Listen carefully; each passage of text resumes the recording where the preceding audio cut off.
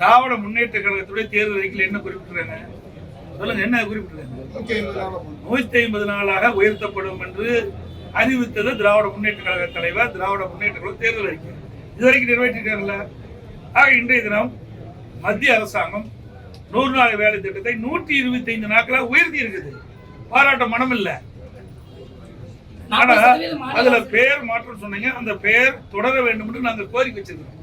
என்னுடைய பேட்டியிலே வந்திருக்குது சார், என்னுடைய அறிக்கையிலே வந்திருக்குது. அது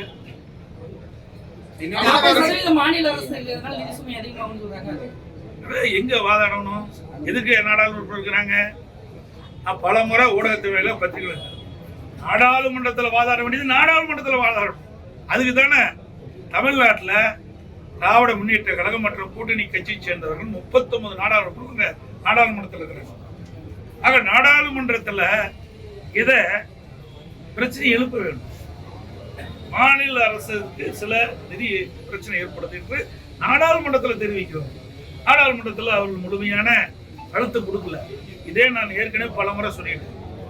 அனைத்து இந்திய அண்ணா திராவிட முன்னேற்ற கழகம் பாரதிய ஜனதா கூட்டணியில் அங்கம் வைக்கின்ற பொழுது காவிரி நதிநீர் பிரச்சனை உச்ச நீதிமன்றத்தில் தீர்ப்பளிக்கப்பட்டது. அந்த தீர்ப்பை அமுல்படுத்த காலதாமதம் செய்தது மத்திய அரசு.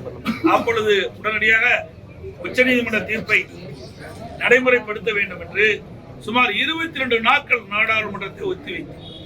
இது அதிமுக சாதனை. தமிழ்நாட்டு மக்களுடைய பிரச்சனையை தீர்க்க வேண்டும்னா அங்க நாடாளுமன்றத்தில் தான் பேசணும். சும்மா வெற்றி அறிக்கை விட்டுட்டு மறுப்பனால பதில் கொடுத்து மக்களை ஏமாற்று. டயா பூஸ்டர் சுகருடைய ரிமோட் கண்ட்ரோல் இனி உங்க கையில. அனைத்து மருந்து கடைகளிலும் கிடைக்கும்.